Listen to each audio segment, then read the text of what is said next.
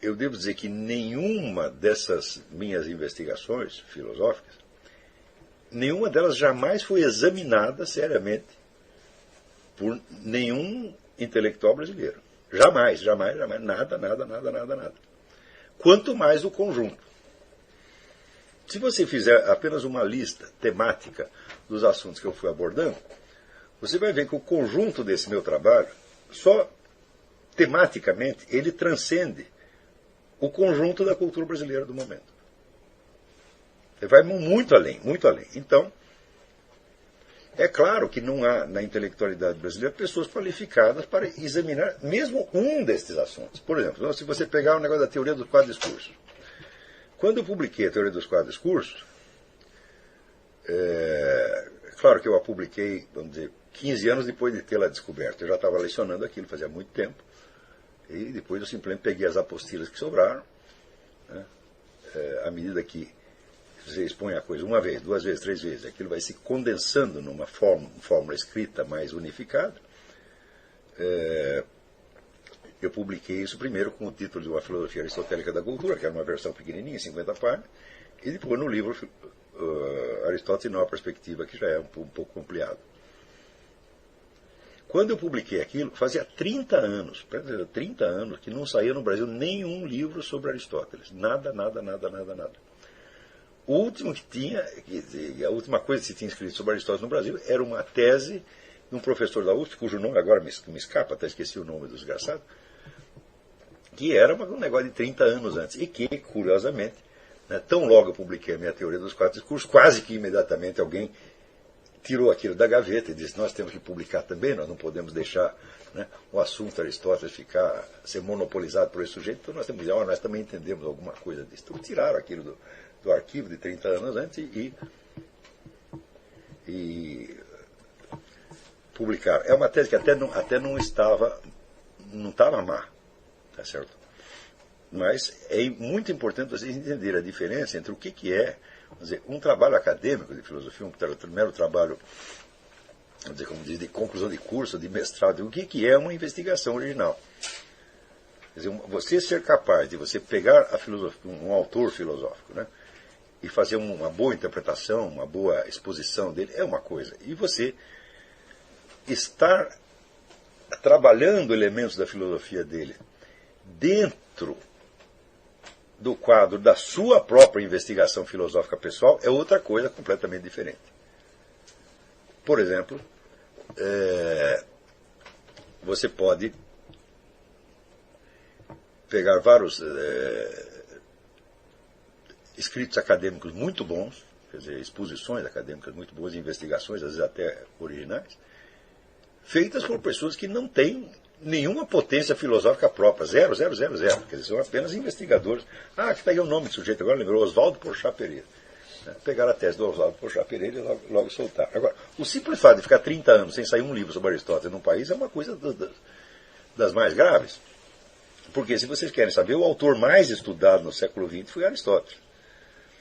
E coisas novas sobre Aristóteles vêm sendo descobertas dia após dia. Houve até um congresso da Unesco, que depois saiu em 1000 páginas, né, num livro chamado Penser avec Aristote, Pensar com Aristóteles. Então eram perspectivas aristotélicas vindo das ciências mais diversas, a linguística, a biologia, a física, etc, etc. E o que mais saltava aos olhos ali era o fato de que estavam descobrindo, finalmente, que a física de Aristóteles não era uma física, era uma metodologia geral das ciências. E lida assim, aparecia de uma maneira completamente diferente. Eu falei, mas finalmente descobriram, né? Que 2 mais 2 são 4, né? Descobriram que a roda é redonda e assim por diante. Né?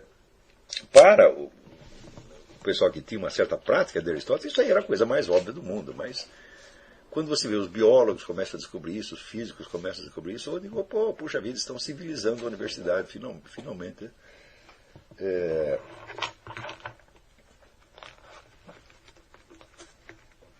Então, uma coisa que eu também sempre disse, acabou ali se tornando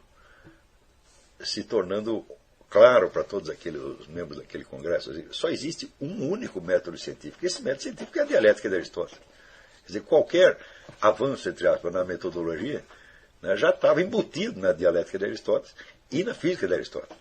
Só que a pessoa não percebia, eles achavam que estava inventando uma coisa totalmente nova. Né? Então, quando, por exemplo, começam a usar o método matemático a partir de Galileu, né, eles acham que eles transcenderam Aristóteles, porque Aristóteles dizia que o método matemático não é bom para as ciências físicas. Por quê? Por causa da falta de exatidão nos fenômenos da natureza. Né? Então, quando Galileu acreditou que, entre aspas, Deus escreve o livro da natureza em caracteres matemáticos, né, ele e Newton estavam, vamos dizer, absolutamente entusiasmados com a ideia da medida exata. Certo? Porém, isso durou, a festa durou muito pouco tempo, porque logo em seguida você cai na relatividade, na mecânica quântica, e você vai terminar no negócio da teoria do caos. Tá certo? Então, hoje, as pessoas entendem o que Aristóteles queria dizer com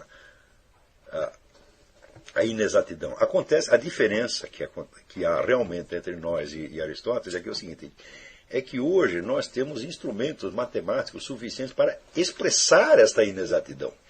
Para expressar matematicamente essa inexatidão e as suas variáveis. Tá certo? Como a teoria das catástrofes, a topologia, etc. Nós temos esta matemática hoje. Então, falar, bom, hoje vale a pena você pensar matematicamente sobre a natureza, por quê? Porque a matemática já tem, vamos dizer, a flexibilidade suficiente para poder lidar com as coisas mais inexatas e caóticas do mundo. E no tempo da Aristóteles não tinha isso. Mas o fato de você precisar de uma matemática do caos para lidar com a natureza prova que a teoria de Aristóteles estava certa. O método matemático do qual se dispunha na época, e do qual inclusive Galileu e Newton dispunham, não é suficiente para lidar, vamos dizer, com o aspecto caótico e quase indescritível da natureza.